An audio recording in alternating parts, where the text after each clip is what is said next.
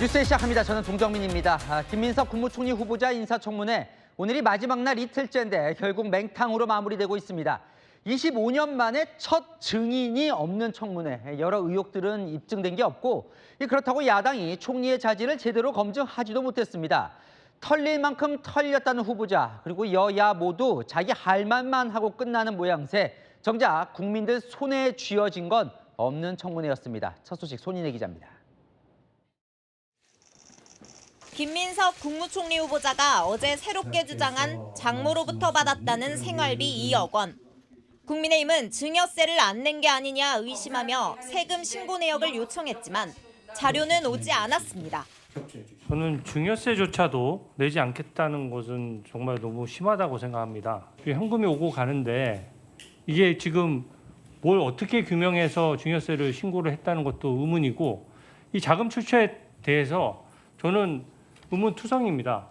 증여세 납부를 하셨다고 후보자께서 말씀을 하신 걸로 제가 기억하고 있는데요. 그거를 납부하셨으면 낼 수 있는 거 아닌가요? 그래서 제가 추가적인 자료 제공 여부는 판단하겠습니다. 결론적으로 저는 내야 할 것은 다 내고 털릴 만큼 털렸다 이렇게 생각을 합니다. 추징금과 채무를 개인 대출로 갚았다는 것도 별도 증빙 자료를 내진 않았습니다. 후보자님, 굉장히 실망스럽습니다. 본인 명의의 금융 계좌이기 때문에 제출하겠다 이렇게 말씀하셨어요. 그런데 오늘 오셔가지고 또 제출하지 못하겠다. 사상 첫 증인 없는 총리 청문회. 자료를 제출하지 않으면서 의혹을 확인할 길도 없었습니다. 이 증인이 없는 이 무증인의 25년 만이죠. 국민의힘도 이틀 내내 풀리지 않는 의혹만 앵무새처럼 반복 제기했고 예전에 출판기념회가 어땠는지 몰라도 현재 대한민국 국민의 눈높이에는 맞지 않다.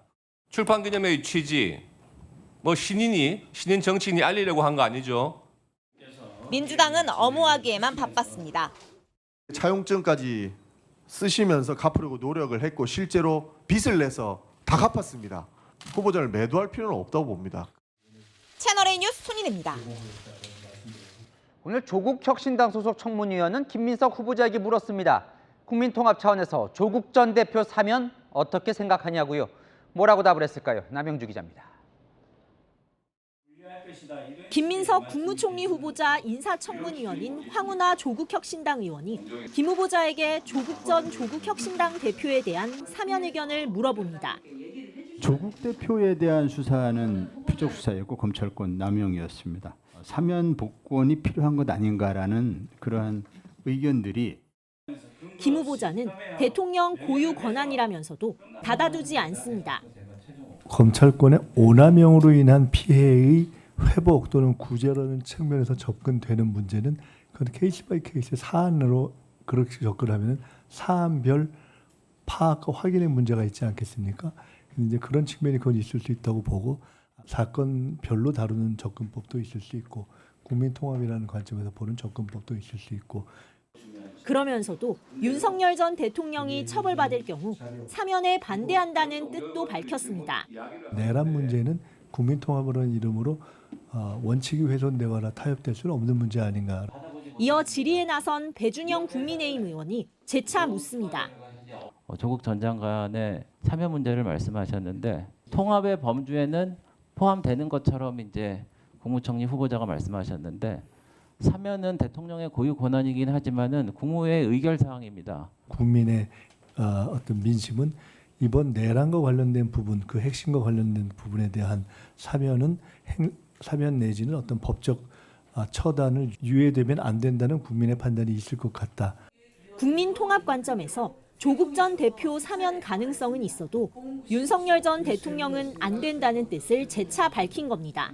채널A 뉴스 남영주입니다. 대통령실은 김민석 후보자 별 흠결이 없다는 판단을 하는 것으로 알려졌습니다. 청문 보고서가 채택이 안 되더라도 김 후보자 총리 인준 표결은 여당 주도로 강행될 것으로 보입니다. 백승현 기자입니다. 후보자님, 저희가 참을 만큼 참았습니다. 도대체 이게 뭡니까? 후보자는 우리 인사청문회 자체를 지금 능멸하고 있습니다. 배우자 털고 자녀 털고 친척 털고 지인 털고 지금까지 자료 요청하는 게 아들 돈 어디서 나왔냐라고 하는 소설 쓰고 있고. 오늘 청문회가 마무리되면 곧 청문보고서 채택을 논의하지만 합의에 이르지 못할 가능성이 큽니다. 국민의힘 인청특위 관계자는 웬만하면 청문보고서를 채택해 주려고 했는데 이건 도저히 안 되겠다고 했습니다. 민주당은 청문보고서 채택이 없더라도 빠르게 국회 인준표결에 돌입할 것으로 전해졌습니다. 이르면 30일 임명동의안을 의결한다는 계획입니다. 대통령실 관계자도 인사청문회를 보니 김 후보자의 결격 사유는 없는 것 같다며 임명동의안이 통과되면 최대한 빨리 임명할 계획이라고 말했습니다. 윤석열 정부 당시 야당이던 민주당은 청문보고서 채택 없이 밀어붙이던 윤 정부를 비판한 바 있습니다. 문제가 있는 분들까지 무조건 언제까지 경과보고서를 채택해 주라. 그거 안 하면 임명을 강행해야겠다. 이건 말 그대로 국민들하고 이건 대결하겠다는 자세로밖에 보이지 않지 않습니까? 국무총리 후보자의 청문보고서가 채택된 건 문재인 정부 시절 이낙연 전 총리가 마지막입니다. 보고서 채택 없이도 국무총리 임명동의 표결은 가능하고 167석 민주당 단독 의결도 가능합니다. 채널A 뉴스 백승현입니다.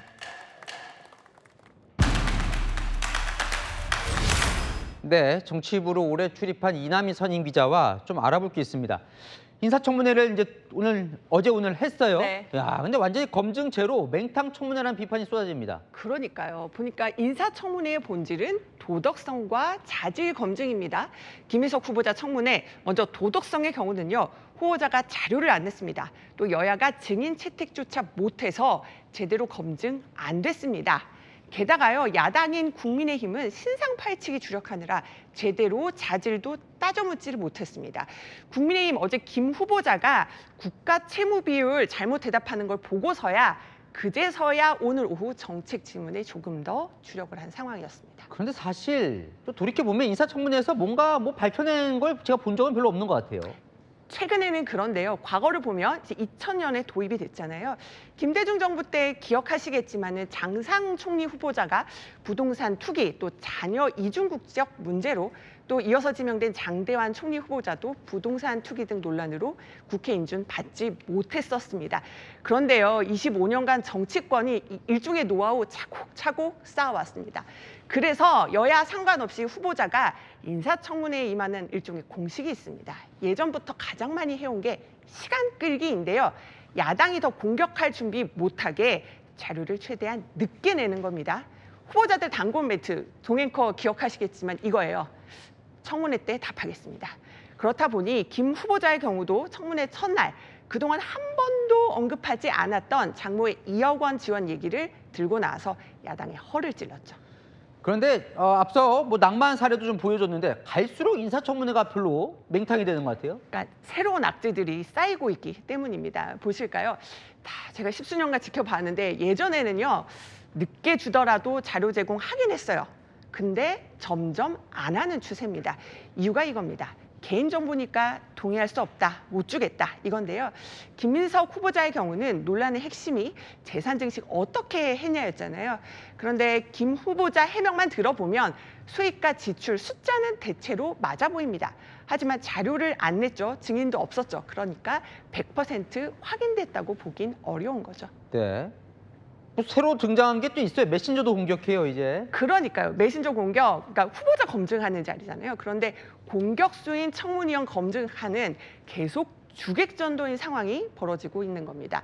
어제에 이어서 오늘도요. 전용기 민주당 의원의 경우 청문회에서 이제 주진우 국민의힘 의원 개인 유튜브 영상을 계속 띄웠습니다. 이 주연 SNS 발언 두고서 면책특권 해당 안 합니다 하면서 저격을 한 겁니다. 그래서 국민의힘에서는 주진우 청문회냐 이런 반응도 나왔습니다. 네. 검증이 어려워진 또 다른 이유가 있다면서요? 자, 이번에 김 후보자 청문회 증인, 참고인 0명이죠. 저도 이런 사례 처음 봤습니다. 오죽하면 이종배 인사청문특위위원장도요. 참 인사청문회 도입 2000년 이후 됐는데 한 번도 증인이 없었던 적이 없었다라고 한탄을 했습니다. 민주당 내에서도 비판이 나왔거든요. 홍익표 전 의원이 이렇게 얘기를 했습니다. 증인, 참고인 없어도 가능하다는 나쁜 선례를 남겼다고요. 그렇다고 국민의힘 의원들도 제대로 따져묻지도 못하는 것 같던데 이거 어떻게 해야 됩니까? 근데 지난 정부, 그러니까 진보 정부, 보수 정부 할 것 없이 하는 얘기가 있어요. 가족 신상까지 모두 털리는 이 청문회 부담스러워서 진짜 꼭 필요한 인재, 장관 제의 거부한다 이겁니다. 그래서 민주당이 하려는 게요. 도덕성 검증은 비공개로 또 역량 검증은 공개로 하는 인사청문회법 개정을 서두르겠다고 합니다. 최근에 김병기 민주당 원내대표가 지난 주말에 이재명 대통령과 그 지도부 오찬 회동을 가질 때도 이 얘기를 했다고 하는데요. 하지만 비공개로 하면은 도덕성 검증 제대로 될까 이런 우려도 있습니다. 그러니까요. 지금도 제대로 검증 안 된다는데 네. 어떻게 해야 돼요? 일단은 공직자가 고의로 자료 제출 지연하거나 거부하는 거 막는 자료 제출 강화법이 필요하겠죠. 그리고 증인 채택 무산을 막는 조치도 필요해 보입니다. 네, 잘 들었습니다. 아는 기자 이남희 선임 기자였습니다.